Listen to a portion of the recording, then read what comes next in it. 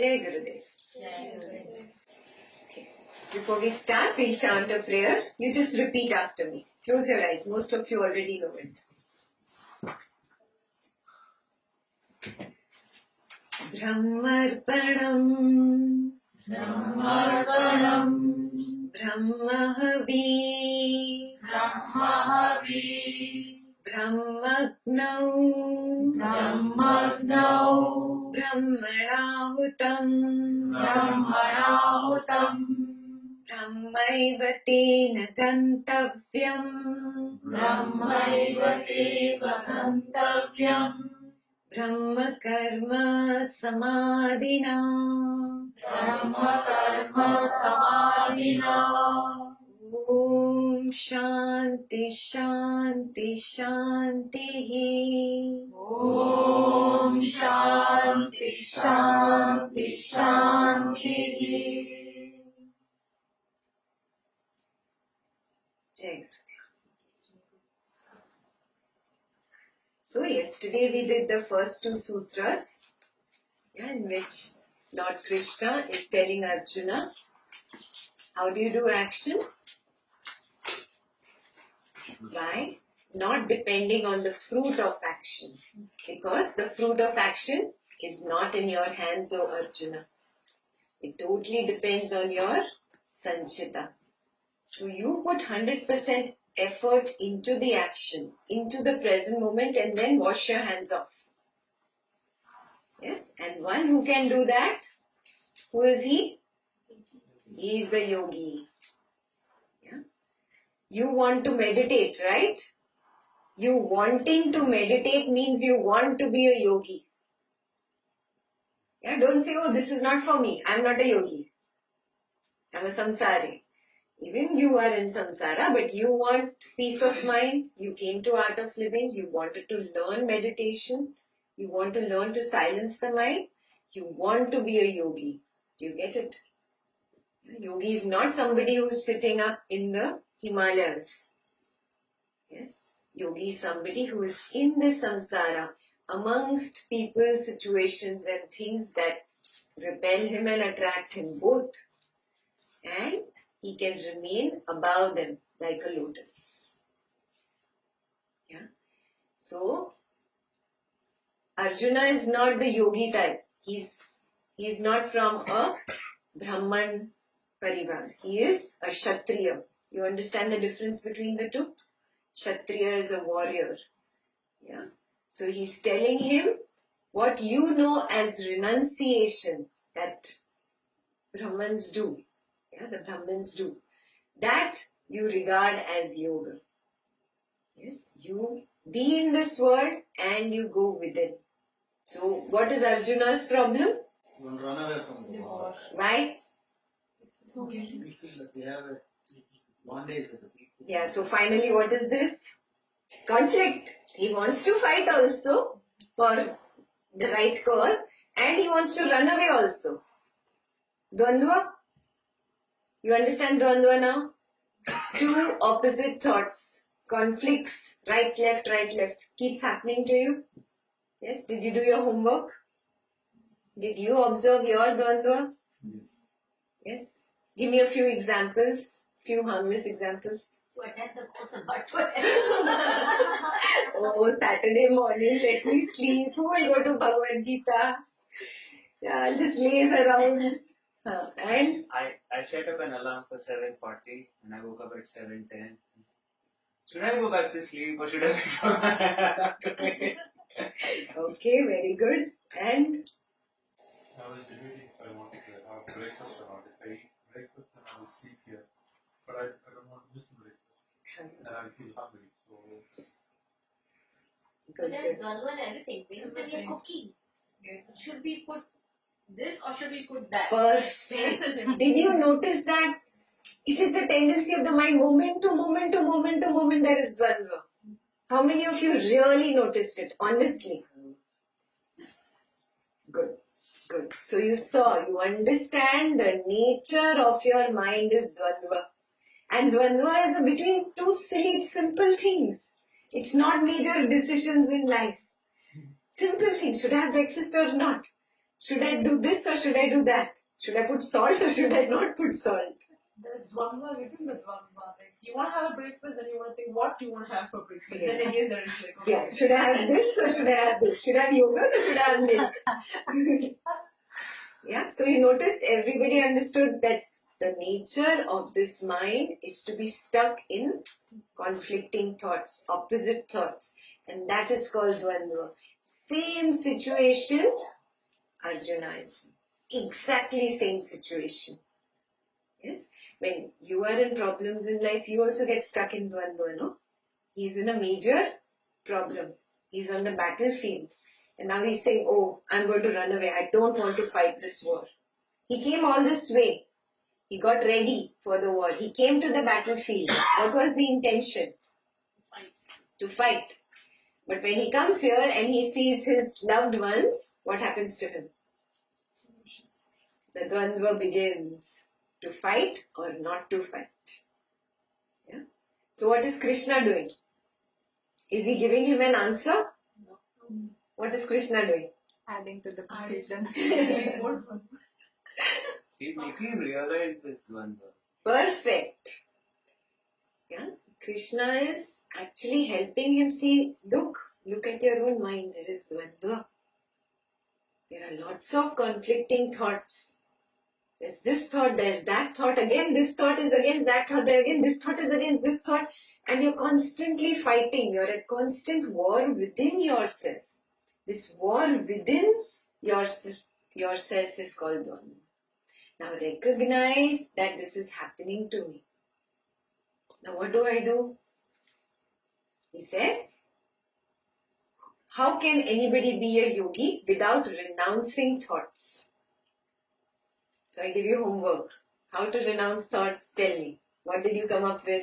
See, one thing I felt is that you constantly be on knowledge. That will help you. Okay. Then you do your sadhanas on a regular basis. I think these two will at least, it will not, I mean, you're not going to be conflict free, after 2 months or 3 months. But at least it will help you to come out of the conflict quickly. Okay. Yeah, I mean, it's not possible completely to eradicate 100% of your thoughts. That's what I thought. But then understand that whatever you think or whatever you do, things are going to happen some way or the other. So accept that and then keep moving ahead. Okay, even if you think a lot, it's going to happen one way. If you don't think too, it's going to happen that way. So just accept that situation. Just keep moving ahead. Okay. Just be with it. What is? Okay, be with the dvandva. I have two conflicting thoughts. What to do? Yoga or milk? With the thought. That's why you have to have a solution. Take a decision immediately. The dvandva will go away. Okay. I have a question. How much Nichita Karma plays a role on the dvandvas? Okay, right now I am asking the question. Very smart. Throw back a question at me. I'm trying to understand. I mean, We'll come to that. Do nothing, just observe it. To realize, to be in the moment and just be with it. Okay. I feel like when we have done that, if we become aware that we are having done that itself is Awesome. Okay. Awesome. Now, did you realize where you are in these buckets? Each one is dvandva. Yeah? Each one of these is dvandva. How? Suppose you are in the mind. Should I have yogurt or milk? Okay, Vasana, don't think it's that lust or sex the way you think in Hindi. This is Sanskrit. Yeah? Desire is Vasana.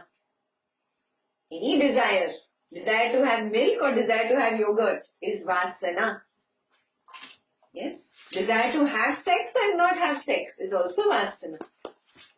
Desire to have chocolate ice cream or not have chocolate ice cream is Vasana. Got it? So there's always a dvandva in the mind. That dvandva is between two vasanas. Yes? When at the intellect level, there is dvandva between two vichars. Here vichar can be translated as logic. It's not plain thought. Logic. Yeah. Like Einstein would be constantly thinking about the expansion of the universe. So would this logic fit in? Or maybe this logic fits in. Yeah? He's not interested in yogurt or milk. Give me anything. Doesn't matter. He's not into vasanas. He's more into vichar. Yeah? He doesn't care whether you put me in a mansion or, you put me in a small hut. But it's not that way with us. Yeah? So see, where do you come? Are you the vichar type where you don't care what kind of a house you live in, you don't care what kind of a car you have, and you're more interested in logic, analyzing? There are people still like that. They might be just 0.5% of the population, but there are still people who are the vichar type. Vichar, understand here, is logic, not thought. Yeah, Einstein type of people. Only 0.5% of the population is there, so maybe none of us in this room could be vichar type. That's fine. You could have, I'm not saying that you will never have a logical thought. You will have logic, but that's not your predominant nature. Yeah. Now, you have different buckets and different lists made under these three. Recognize which is the longest list. That is your predominant personality. Yeah, mind. Most of us, 99% of the people come under the mind personality, which is vasana, vasanatmak. Yeah, again, it's not the Hindi vasana. Yeah, it's the Sanskrit vasana, which is desire. Constant desire in the mind. I want this, I don't want this. I like this, I dislike this. This should be like this should not be like this. Einstein is not interested. Yeah, a person like one of my cousins is like that. I'm not interested whether they're blue jeans or black jeans. Just give me anything. I want to go ahead with my analysis. The person is so much into invention, into analysis. Yeah, they're different kind of people altogether. They don't care about money or they have good clothes or. My husband is that. Yeah, there are many people like that. Yes. You also might know many people like that. They don't care for money so much and they don't care for emotion also. Yeah, they're totally into logic, constantly engaged into some kind of analysis. Yeah. So those are the vichar type of people. You understood vasana because that is almost 99% of the people here. All of the people here. Yeah. Bhavanatmak type of people, romantic poets, creative kind of people, always painting, drawing something. They are so lost in their art. They don't care if they have a big house or a small house, whether they have food on the table or not. Bhavnatmak people. You must have heard about such people, no?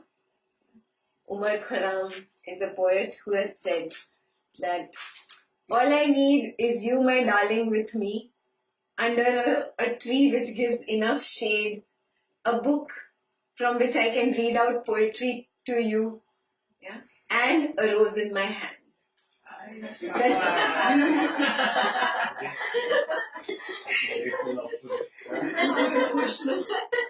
You're totally bhavatmak kind of people. He doesn't care whether he has a mansion on his head or a hut on his head. Yeah, totally bhavatmak people. There are creative people like that. You must have seen. Yeah, I personally know somebody who's so much into music, guitar. I don't care if I get money or not. I'll go for a small part-time job, make enough money to bring food to the table for today. Tomorrow we'll see tomorrow. Evening I'm going to play guitar. So he just does a part-time job, 2-3 hours in Walmart, gets enough for food for the day. The rest of the day he's writing music or he's playing music on the guitar. Oh, I don't care if I get name or fame from this. I enjoy that music. Are you Bhavnatmak? You check. Understood Bhavnatmak? Yes? Total artist type people. Understood Vicharatmak? Einstein type of people. Both of them don't care about cars and mansions and good clothes and diamonds and the regular desires that people have. Yeah? Almost everybody in this room and on Hangout falls under mind, which is Vasna. All bhavnatmak people get attracted towards bhakti. Yeah? What is bhakti? Devotion. Mirabai, Kabir. Yeah? They are all into devotion. The gopis of Vrindavan. Yeah? Narada. Yeah? All these people get attracted towards bhakti. Yeah? The people who are vichar type get attracted towards knowledge. Jnana. Yes. Yeah. Janaka. Yes. They all fall under Vicharatmak type. Yes. Even Lord Rama, those who are doing Yoga Vasishta, totally Jnana. Yes. And Vasnatmak, Karma. Yeah. Karma Yogis. So Karma Yogis, Jnana Yogis and Bhakti Yogis. Now there is no hard and fast rule like this only it happens. This is predominantly what is seen. And Lord Krishna falls in our category. Lord Krishna is all. Because he has one chapter on Bhakti Yoga, one on Jnana Yoga. I mean, those who know Bhagwad Gita, yes, he's covered everything. Yes. Choose yogi. Huh? Yeah, you choose your way. Yeah, that's why he's called Sarvagun Sampan. As in he has all the gunas. Everything. All the ways. I don't understand what is karma yoga. So you basically just do your work, but how is that yoga? It is, how am I doing my karmas? Purely focusing on the action, not on the fruit of action. What are we learning from day one? Karma, karma, karma, niyati, sanchita karma, prarabdha karma, agami karma. What is this? This is the path of a karma yogi. Yeah, you're working on your karmas, right? Are you creating any more agami karma after doing so much knowledge? At least you're doing your best not to create any more agami. Yes? So, karma yogi. Our path is the path of karma yoga. That does not mean we will not get attracted to bhakti or to jnana. We will still get attracted because actually you have facets of all three. You have a lot of emotion. You can get into logic, but the mind is predominant. It's so much lost in desire. A desire to possess a person or desire to reject a person. Desire to possess something. One new iPhone, something in the market, iPhone 7, it's in the market, I want it. Immediate vasana happens. Somebody who is vicharatmak, even sitting next to that TV, is so lost in his tarka and logic of analysis, he doesn't care whether he has that phone or doesn't have that phone. A bhavnatmak doesn't have time to sit in front of the TV. He's lost in his world. Yeah? His own creative, romantic world. Yeah? They're predominantly that. You recognize that you are predominant. Yeah? You will have little bit of the others also. Yeah? But you're predominantly a karma yogi. You're working on your karma so that I do my action, I live with my family and I do my job. I do everything, but I do it in such a way that my action is pure and I don't create any more future karma for myself. That's how we are all working, right? What is the meaning of being good, not being nasty to others, not hurting others? I don't want to create any more bad karma for myself because I don't want suffering. When I am nasty to somebody else, who suffers? Does that person suffer or I suffer? Because I have thrown that seed out. For 2 minutes that person might think, oh, she's having a bad day. Yeah? Or if the person is not in knowledge, feels bad for 5-10 minutes and forgets it. Goes on his or her way. But I have sown that seed. I have thrown out that seed of hatred, repulsion, anger, disappointment, whatever. That seed is going to one day sprout. It's going to come back to me. Yes? And if that sprout does not come up in this lifetime, I die before that, I have to be born only for that sprout to come up. So who is suffering? I am suffering. I am lost in the cycle of birth and death, repeated birth and death because of my own karmas. It really doesn't matter who you shouted at, who you said nasty things to, who you were angry with. That person was sad for 2 days and went on his way. He's forgotten about you. But you have sown that seed. And now you have to wait for that seed to sprout. So that I do not create any more agami seeds, I work on just being in pure action. Devoid of raga and dvesha. What is raga and dvesha? Like and dislike. I should go for Bhagwad Gita, I should not go for Bhagwad Gita. Raga, dvesha. You seeing this? Drop both raga and dvesha. Okay. Sometimes when we shout at somebody for their benefit, and if we are not affected what we say, do we still make karma or not? Yes. So if you shout, what happens? Inside you are really angry, then only I shout. Yeah? So that anger is the seed. It's not my action. Sometimes you're boiling inside, you don't say a word through your lips. But inside that boiling has created the seed. Done. Karma created. If you can be angry, like a mother screams at a child who's playing with fire. Hey, keep that away. The child gets scared and keeps the fire away. Mother's not really angry. She just raised her tone so that he wouldn't put his hand into the fire. If you are smart enough to just raise your tone to get the work done, but here inside you are absolutely calm. You know, it's all drama. It's all a game. I'm just playing. I'm just playing my role. You lift yourself to that level that in your family, this is just a game. This is just a play. You have a mother, you have a father, you have a child, you have husband, wife, whoever. They are all just patras, characters in this play. Yes? Just like me. I am here to do my role to all of them. As a mother, as a son, as a daughter, as a whatever. You play your role externally well. Focus on pure action. Any emotion that you bring up will create seeds. So now look at your list again and see, are you predominantly Vasnatmak, Vicharatmak or Bhagnatmak? Write it down in your book. You can be 50% or different 50%. No, 50%. It's almost 99%. You have to be, keep the ego aside. Look at yourself stark naked in the mirror. What is. Yes, that's the only way to improve. Yeah? You put your ego on the moment you step out of that door in the evening. Yeah? Look at yourself as you are, not as you want to be.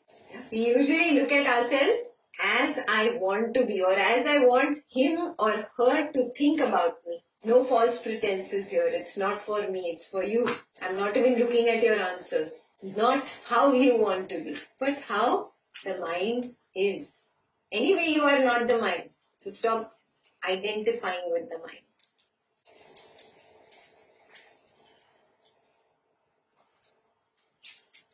Done? Written down? I'll give you another minute. Finally, look at your sheet. Did you find out whether you are predominantly Vicharatmak, Bhavatmak or Vasnatmak? Honestly? Yes? Don't put 50-50%. You are never 50-50%. It's always 90% and 5% here, 5% there. Yeah? So, let's look at this. Yeah? Why you cannot meditate is because of your own dvandva. Yes? And that dvandva, how can it go away? Yeah? There are different techniques for different types of people. The first type of person is Vicharatmak. Yeah? Einstein type of people who are all the time only in tarka, in logic. Yeah? They are not much into desires. If you tell Einstein, should I choose a black car or a blue car? He'll be like, I didn't even notice there was black and blue. Whatever you want, take it and go. Yeah? For him, there is no great attachment to possessions, either a thing or a person. He won't care.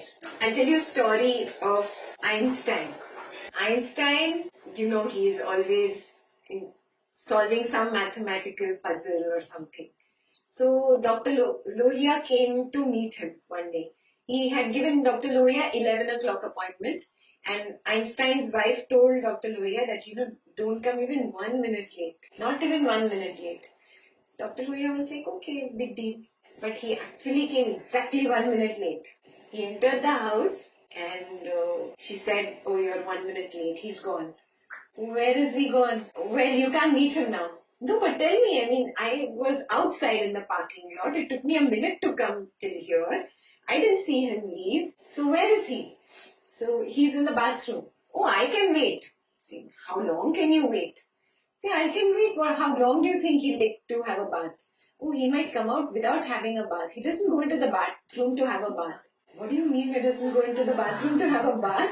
Oh, he'll just sit in his tub and do what he does. What do you mean, do what he does? Well, he's always thinking, no? He's the Vicharatmak type. So he said, okay, it's okay, I'm going to wait. I'm going to have lunch also here.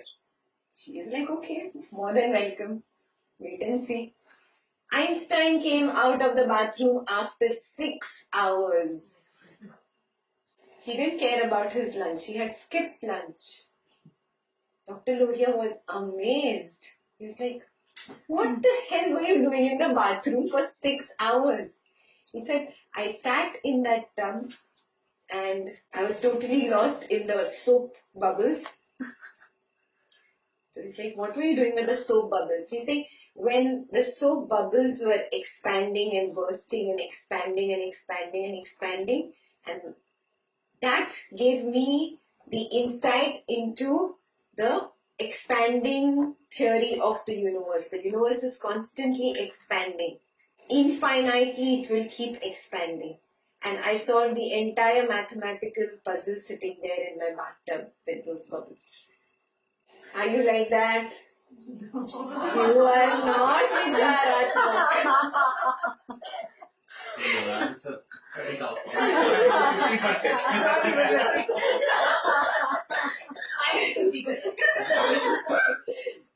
I have written over there. Only 0.5% of the population is like that. Only 0.5% of the entire population of the world. Very few people are Vicharatmak types.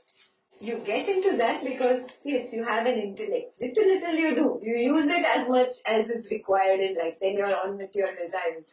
You are a Vicharatmak only if 99% of your time you are like this. So, scratch it out if you thought you are Vicharatmak. That story made all the concepts clear right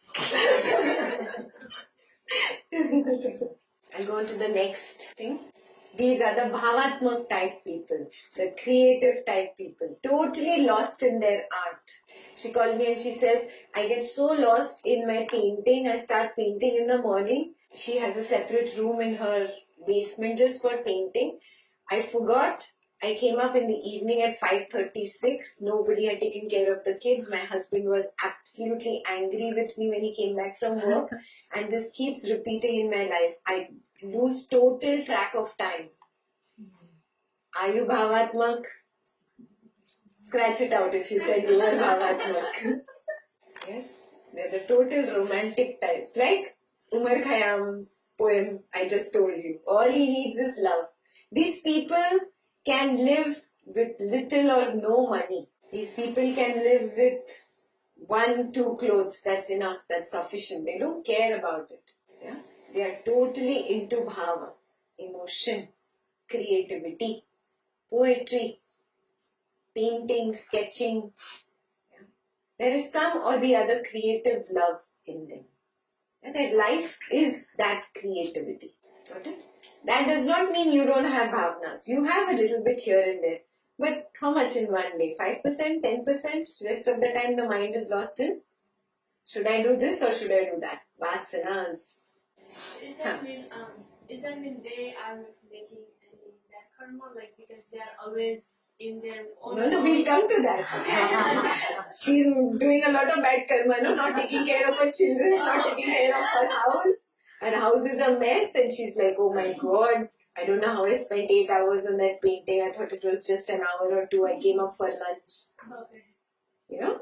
So, getting lost in anything, either getting lost in your painting or creativity, or getting lost in logic, or getting lost in vasanas is the same. So don't think, oh, they are better than me. No. Yes, there's nobody greater or lower here. They are different types of people. Clear so far? This is what we are predominantly. Most happiest.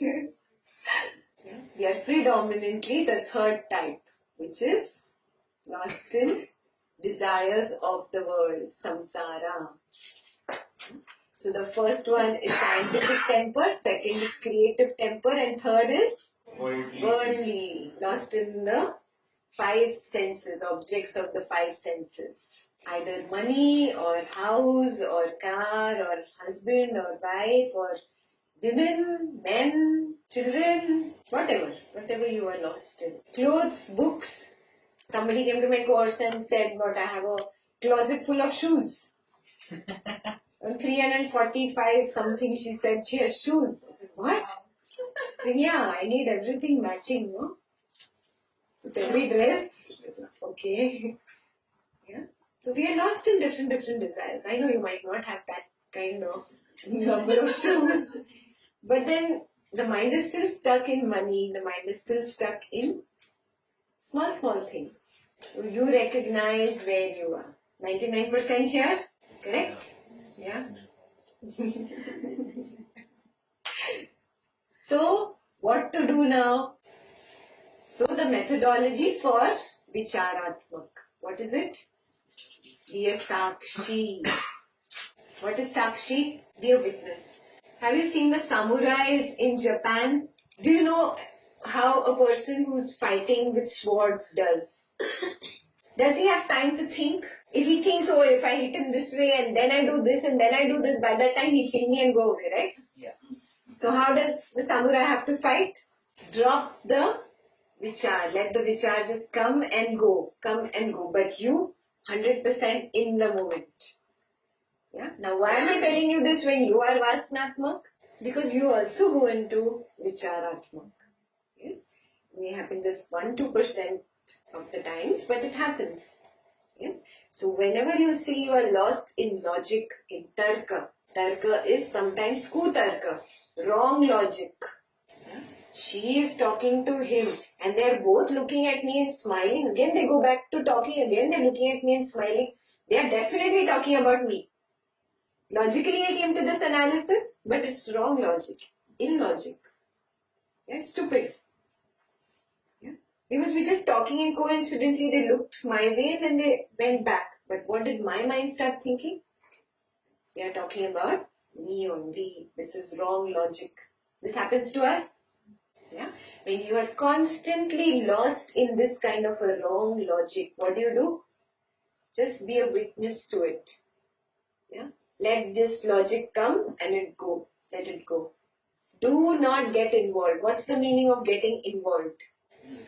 Maybe I should do this, maybe I shouldn't do this. Maybe this was right, I should have acted this way.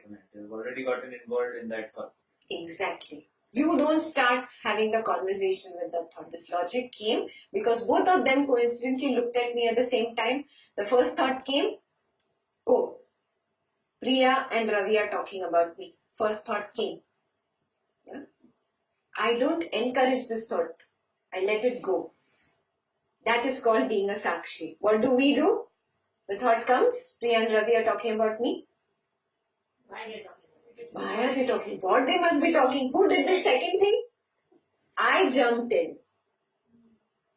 Are you seeing this? No jumping in.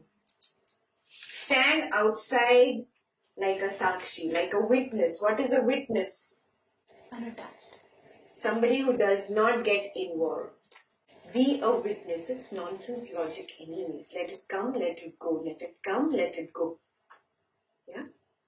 Be in the present moment like a samurai. Like you have to fight the past. Or you have to fight the future. Like a samurai, be again and again in the present. Fight these thoughts.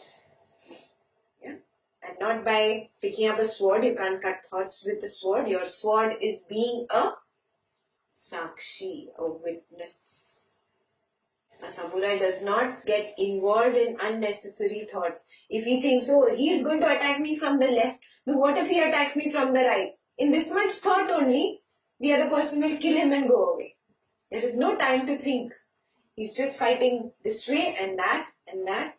And when you are 100% in the moment, from the gut you fight. Like that, only from the gut you live moment to moment to moment. Not with the thought. For example, I said something to somebody, and they later again come, okay, you told me that, and why you think about me like this and like that, and but your intention was very pure. So how you become centered at that time? That moment, you just detach yourself. I will have lots of logic. Maybe the ego will come up to even lie so that I calm the other person down. Sometimes we don't like conflict and then the ego comes up and creates stories. First, separate yourself completely from the ego. Come to the moment and from the gut talk. Whatever is required in that moment. If you have to say sorry, from the gut if you talk, you will be able to say sorry. If you talk from your ego, you will not be able to say sorry. Have you noticed this? Ego will not let you say, I'm sorry. A wise one says sorry even when it is not his fault. The egoistic one will not say sorry even when it is his fault. Who are you? Sometimes this, sometimes that. Again, Dvandva.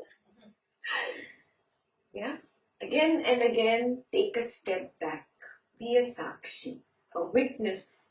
Oh, this logic is going on in my head right now. Be just a witness to whatever thought is happening. From the thought comes the action. She's talking to you, she's telling you, you did this to me. First a thought comes, no? If the thought is of fear, observe it. If there is some logical thought, oh, I misunderstood this and then this happened and then that is why I said this. Logic, first take a step back and look at the logic. Is it ego talking? The moment you recognize it's the ego talking, cut your relationship with it. No, I'm not going to speak from this ego. Calm yourself down and then speak from the gut. From the gut, you will always do the right thing. But how you recognize that it is ego talking? You know. You always know. Stop fooling yourself. The problem is we fool ourselves. Yeah, it's not about fooling others, guys. Yeah, we might smart talk to somebody, this, Veena, that, Veena. You know what? There's nobody like me. Veena listens to me 2 minutes and goes away, laughs behind my back. She's forgotten. She's lost in her world, her husband, her child, and she's forgotten about me. But my ego pokes me later. What nonsense were you talking to, Veena? Right? And then we cover up. We think, no, it's okay. That's where you make the biggest mistake. You are digging your own grave and you're jumping into it. You're burying yourself deeper and deeper under the earth.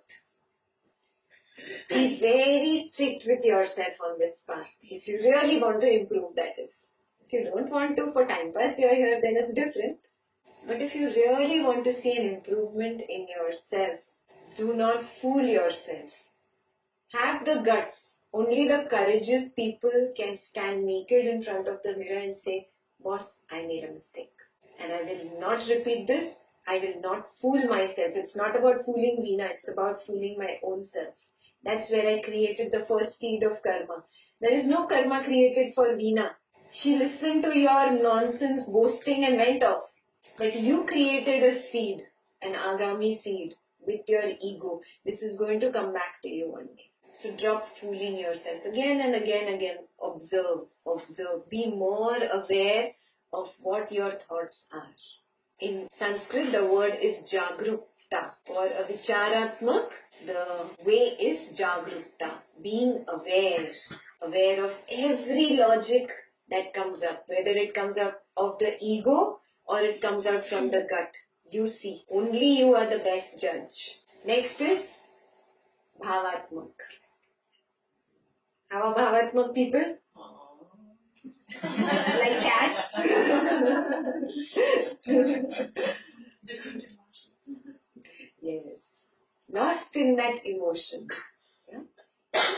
What happened to that lady who was a painter? She got lost in her passion. It's that passion at work, no?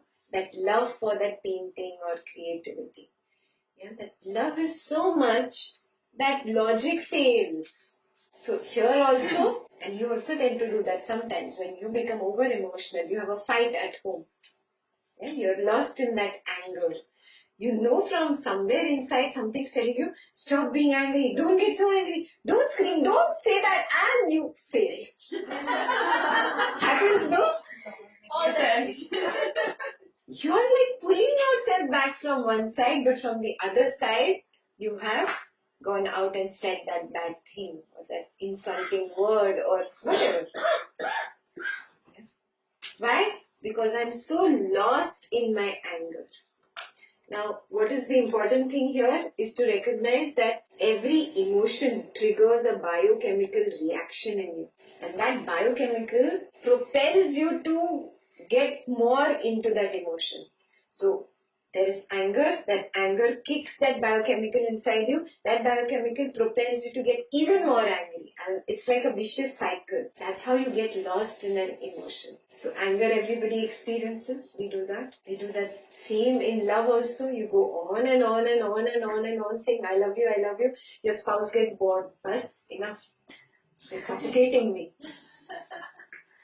Yeah. It happens in love, it happens in hatred. Yeah. You think a lot about the person you hate. You don't think about the person you love so much as you think of the person you hate. Constantly that person is on your head. Even if that person is living in India and not in the US. But that person is living in your head rent free. You're not even paying rent. Because you're constantly thinking about how much hatred I have towards him or her. Or what he did, why he did this. He's a bad person. Yes, I'm harboring that hatred. So even you become bhavatmak sometimes. What is the remedy? Recognizing this is hatred. We don't recognize it. When we are lost in anger, we don't recognize, oh, I'm angry right now. You just go on and on and on and on and on, and suddenly from somewhere you remember Ashtavakra Gita, storm of emotions. Oh, I'm angry. And suddenly you take a step back. Yeah, but while I was angry, I did not remember it. So the key is being mindful. Mindful is the same as being aware. Right mindfulness. This is the sutra given by Lord Buddha. Moment to moment to moment, being aware of the emotion that I am experiencing. Right mindfulness. Being conscious towards that feeling. Whatever that feeling is, it doesn't matter. We are usually unconscious. That's how I went on being angry and saying bad things one after the other. Because for those few minutes, I became unconscious totally. I got so angry that biochemical was like so strong, and the logic behind that went on and on. Oh, you did this, you said this, you did this, then this happened, because of you this happened. I am lost in that. Means what? I have become unconscious for those few moments. So recognize this. We do it in hatred, we do it in love, we do it in passion. Even when you're passionate with your loved one, even you get lost in that passion and you are not conscious. When you are not conscious, you do not experience the moment totally. And you create more agami seeds. So if you are not so much bhavatmak, you're just 5%, 2% bhavatmak, you're lucky. You're just creating 2% seeds. But why create that also? Yeah, if you're not vicharatmak so much, you're just creating 1% of those seeds. But why create even that? Again and again distance yourself. If you're vichar, you're lost in logic, be a sakshi. If you're lost in emotion, be conscious of that emotion. Oh, right now there is lot of anger, there's lots of jealousy. We get lost in jealousy. So you know the Hari Om meditation? What is Hari Om meditation? Why? Because the Emotions are related to the chakras. So what do? We go to a particular chakra, and if you're feeling that emotion, just stay there. Become aware of it. Become more and more conscious of that emotion. Right? That's exactly the same thing. So with closed eyes, if you want to meditate, you can do a Hari Om meditation when you're totally in that bhavatmak state. Anger, hatred, jealousy, whatever. There is also contentment meditation if you're feeling very sad, very heavy. Have you heard contentment meditation? Your heaviness you feel in your stomach, very heavy you feel. You're very sad. Just feeling of consolidation, Guruji keeps saying. Keep observing it, keep observing it, keep observing it. He's saying the same thing. Become conscious of that emotion. Once you're conscious in the meditation, you walk out of the meditation even with open eyes, you are conscious, oh, I have this solid heavy feeling or sadness or jealousy. Just keep observing it. Be conscious all the time. Moment to moment to moment to moment, being conscious of it. Got it? Now comes the real thing. Obviously, when you become conscious of love, you will know that it is not different from hatred. Any emotion is not different from the opposite emotion. It's just that emotion turned upside down. You turn love upside down, what does it have? What does it look like? Hatred. That is why you love the same person and then you hate the same person and then you love the same person and you hate the same person. Have you noticed? You fight with the person you love the most. You don't fight with a stranger on the road. Hey, come here, I want to fight with you. What's your name? You don't fight with a stranger. Yeah? With the person you are really close and attached to, you fight the most. Have you noticed? And to that person only you say, I hate you. I don't want to see your face. Yes? After a few hours when you calm down, that person will ask you, you said you didn't want to see my face? No, I didn't say anything like that. Yeah? There's a very cute ad on TV where a small child, I'm talking about 20 years ago I think, yeah, where the little child is very angry with his mother for, I don't know, whatever reason, she doesn't give him something. He takes his little toy suitcase and he says, "Main ja raha hu. I'm going away." Yeah, and he walks away into the garden. He just takes a round and he comes. He's playing on one side. His sister goes, "Mummy ne jalebi banai hai." Jalebi. His mom has made jalebis. He's like, "Jalebi?" And he comes back and he's sitting at the table and he starts eating with everybody. His mom asks him, "Aap kahin ja rahe the na? You were going somewhere, no?" He said, "मैं तो कहीं भी नहीं जा रहा था. I was not going anywhere." Yeah. So beautiful these ads are also. And I was like, oh, perfect. That's the way the mind plays games. Yeah. Same love becomes hatred, hatred becomes love. Yeah. Hatred is nothing but love standing upside down. Jealousy is what? She has and I don't have. A feeling of lack, turn it upside down, it is joy. When you are very happy, very joyous inside, do you think I don't have something? That thought also doesn't come, no? Jealousy is nothing but joy standing upside down. Recognize this. Start looking at every emotion very closely. Be conscious of it. And then you see, you will get out of the grip of the emotion. And what is Vasna? What is this? What is the pendulum between? What are the 2 points? So what is it? Dvandva. Mind is constantly caught up in Dvandva. Should I do this? Should I not do this? I like this, I don't like this. Raga or Dvesha. Constantly. Yes, it is the tendency of the Vasnatmak mind to be lost in extremes. Yeah. Absolute extremes. All the time. All the time. Have you noticed that? Yes. What to do? Drop. How to drop? The pendulum is so fast. I'm on one side. Say for example, I'm angry.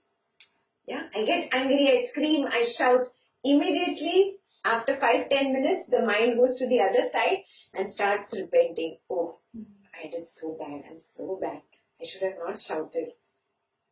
So wrong. I'm in knowledge. How can I do this? Ashtavakra Gita I've completed. I completed Patanjali. I'm still shouting. Yes, your pendulum has gone to the other side. After 5 minutes of repentance, are you still there? Again the mind says, no, but she deserves it. He deserves it. He said this. He said that. Why did he say that? 5 minutes you crib. Again you're angry inside. Again what happens? You stay there? But I'm in Patanjali also. I cannot do this. Ekta ji said this last week. Look, I can't do this. This is so bad. I will be creating Agami Karma. Okay. I will not let Agami Karma, be created. I'm going to be good. How long do I stay here? Few minutes and again I get angry. Are you seeing that this pendulum keeps swinging? This dvandva. What to do? How? Recognize why is this pendulum in motion?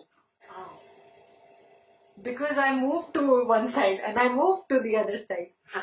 And so when I take that one side, it has to come back to the other. Just don't take either side. Perfect. And it will be perfect. Bullseye. Okay. Now I'm already angry. Suppose I'm already angry and suddenly I realize this. Yeah. I come to repentance. I say, oh, I should not do this. Yeah. The pendulum is going to go that side.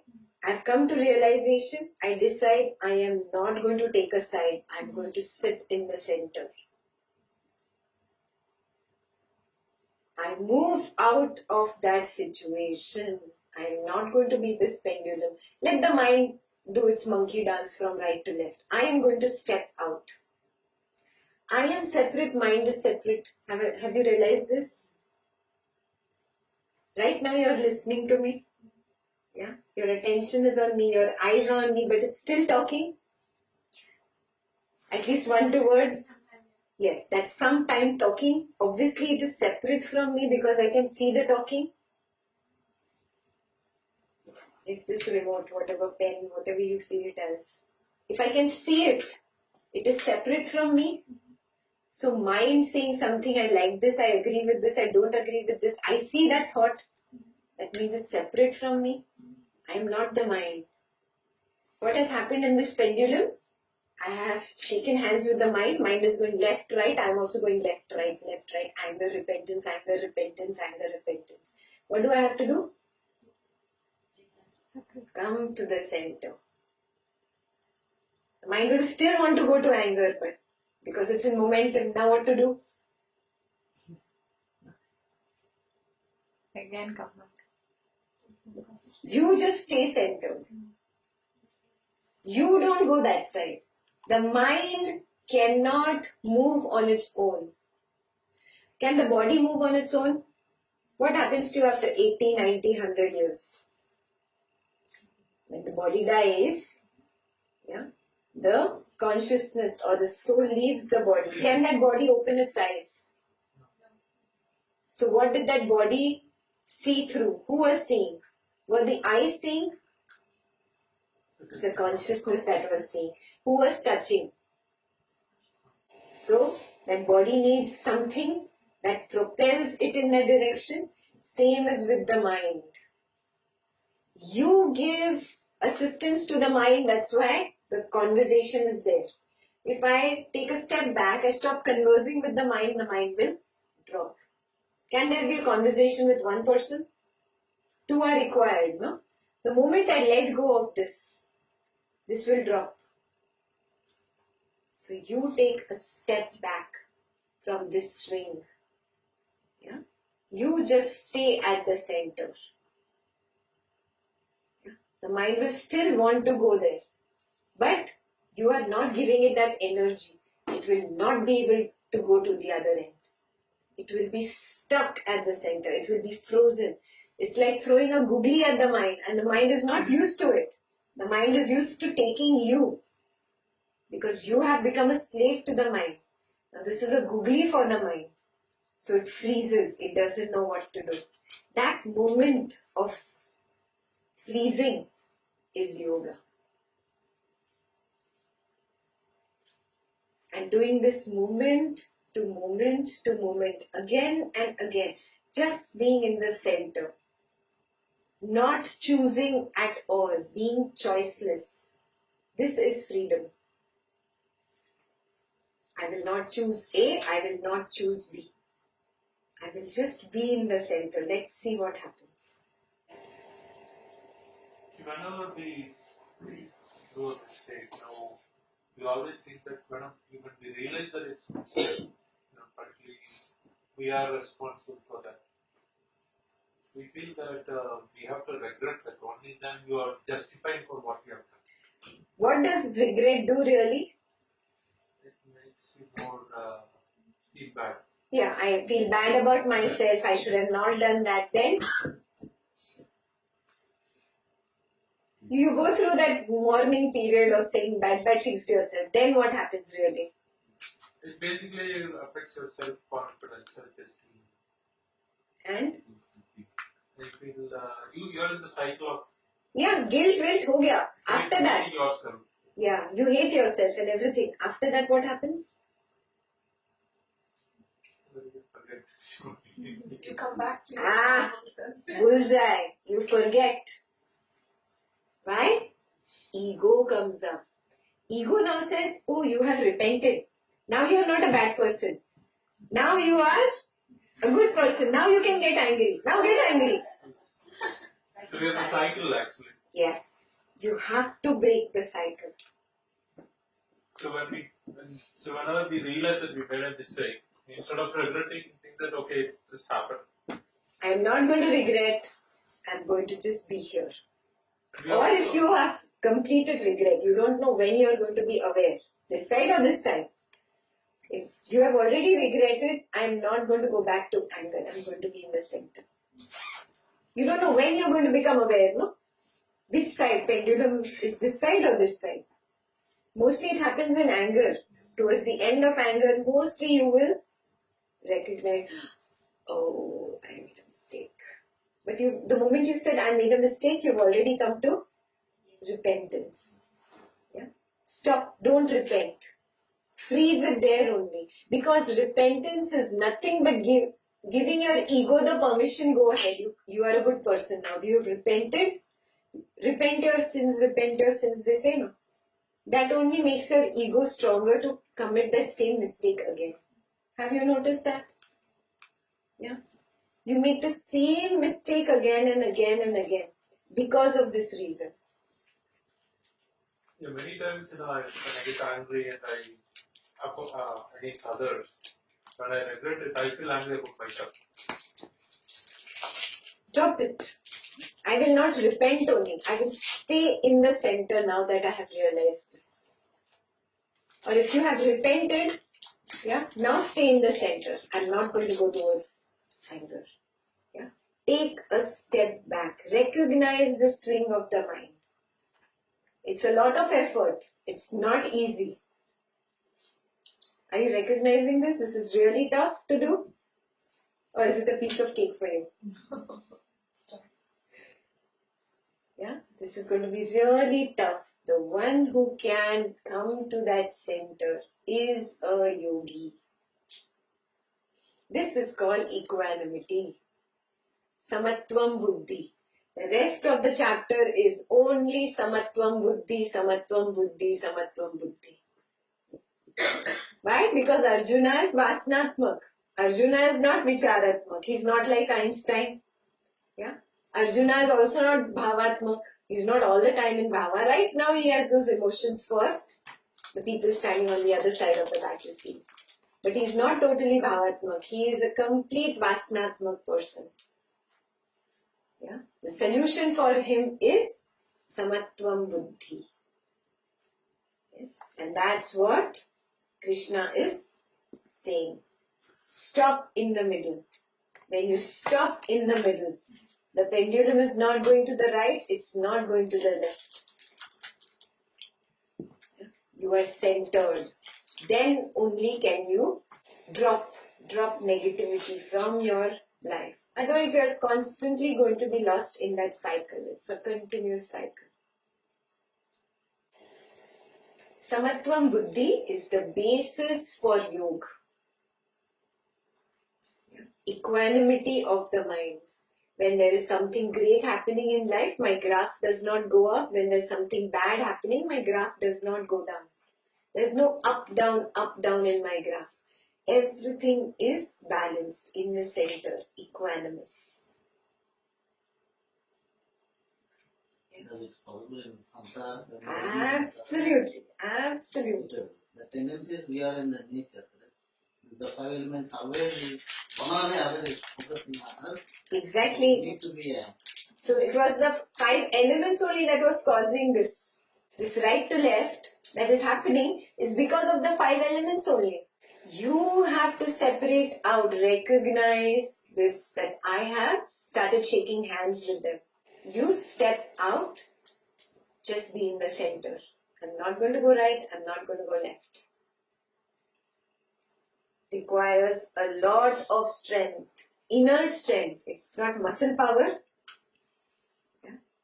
inner power. You have to be strong enough. You have to have that courage to do this because it is fighting your own ego. Correct? It's very easy to fight with somebody outside, but how to fight with somebody inside? It's my own ego that comes in the way. You have to be strong. You have to be courageous. So what if you're in centered position, which will get no raga, no dvesha, and people around you start taking advantage of you? They cannot take advantage of you. So they say, okay, it doesn't bother her. We just keep doing it again and again. No. Again, when you are in the center doesn't mean you stop acting. If a child puts his hand into the fire, I'm in the center does not mean I'm not going to tell him. I will still tell him. But inside there is no dvesha. Like that only I'll tell you. Yeah? If something is not right here, I will tell you. Yeah, but inside there is no dvesha. Absolutely pure inside. Yeah? All at the periphery, like a drama. Have you acted in a drama in school? Yeah. You became Rama and Sita for the rest of your life? No, no. For that 1 hour, 2 hours, whatever you were on stage, you did the best performance. Externally, internally, you were who you were. You did not become Rama or Sita. Like that only. Do not become that drama which is happening outside. Got it? Be centered. Samatvam buddhi. This is the only way. There is no other way. Do Yoga Vasishtha, do Patanjali, do Ashtavakra, do Upanishad. You'll come to the same. Yeah, this is all in one. Bhagwad Gita has all of them. Because the first solution that is be a Sakshi is an Ashtavakra Gita. Those who've done Ashtavakra know this. It's the same thing. Exactly the same thing. Be a witness. Do not get involved. No right, no left. Samatvam buddhi. Equanimous mind.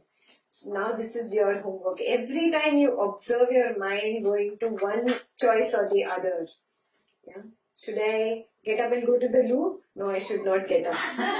How many people had this dvandva now? I just did. No choosing, just being in the center. Huh? Just be in the center, every little thing. And just observe. Just observe and work from the gut. I have a gut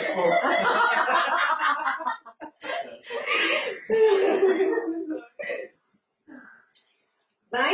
Because there's no need of unnecessary conversation for things which are obvious. You need to go, you need to go. This unnecessary conversation in your mind which you do with your own self is the cause for stress, is the cause for your blood pressure going up, is the cause for your obesity, is the cause for all the diseases that you have. Yeah? Very soon I'm sure science will come to this conclusion that 90% of your illnesses are all mental. You hypnotize yourself, and you pull disease to yourself. Mentally, we fool ourselves. It's very, very important to recognize the importance of not conversing internally with our own selves.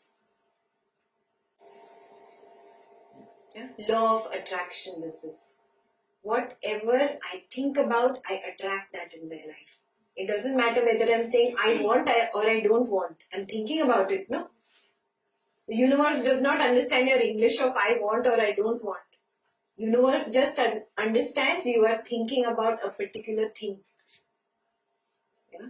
If you keep thinking about ghosts and you're alone in the house, you will see more ghosts. Have you noticed? You'll see there is one ghost in the kitchen, one in the bathroom, one in the basement. Your mind creates it. Are you seeing this? Like that only you've created the ghost of diseases. You've created the ghost of your attitudes. You've created the ghost of your relationships. What are habit patterns? It's the same. It's your own ghost. This constant swinging between one thing to another is a habit pattern, no? Somebody asked me, I've had 5 broken relationships. Nobody's ready to marry me.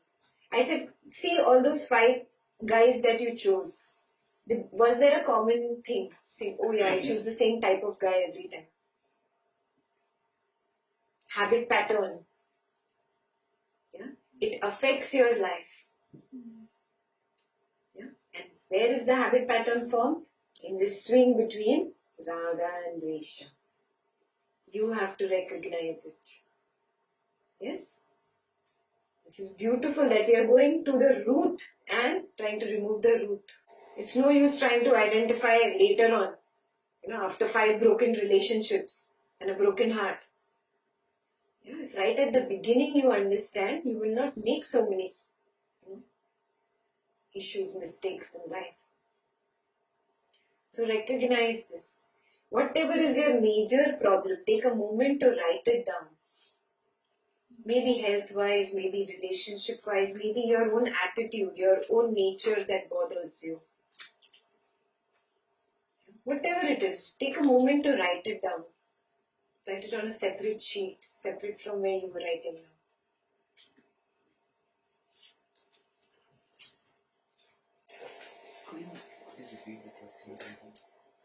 Which is your biggest issue? And whatever that issue is, try and recognize, is there a habit pattern behind it?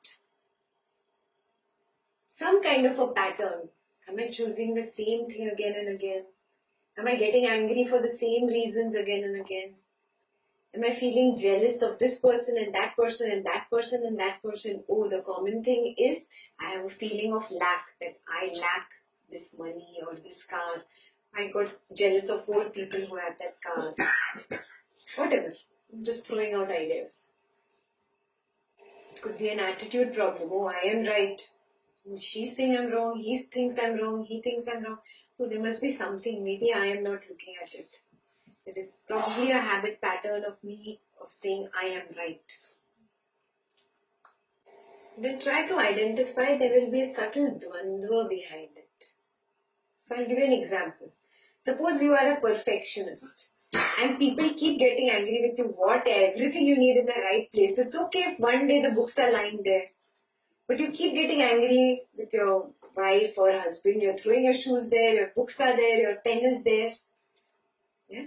Okay, identify. Everybody thinks that, I'm being too picky about this. What is it? Oh, I'm a perfectionist. Okay, so what is the dvandva? Oh, I like things in the right place. Then I get angry if things are not at the right place. Yeah, so the dvandva is constantly there in my head. Should I clean up or should I let it be? Should I be picky about it or should I not?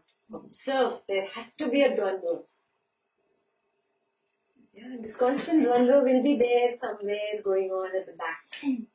Constantly. I'm just giving a very simple example which most households experience, if not with the spouses, with the children. You think about other things which really bothers you.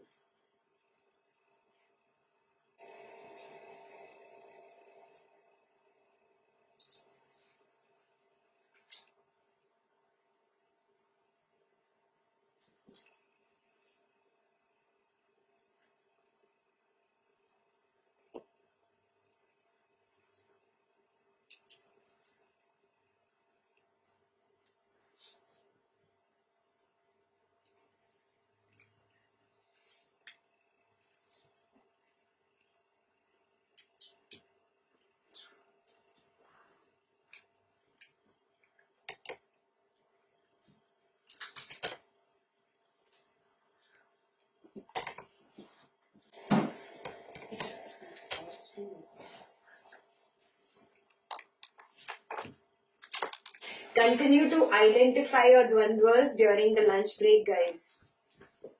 What to eat, what not to eat. No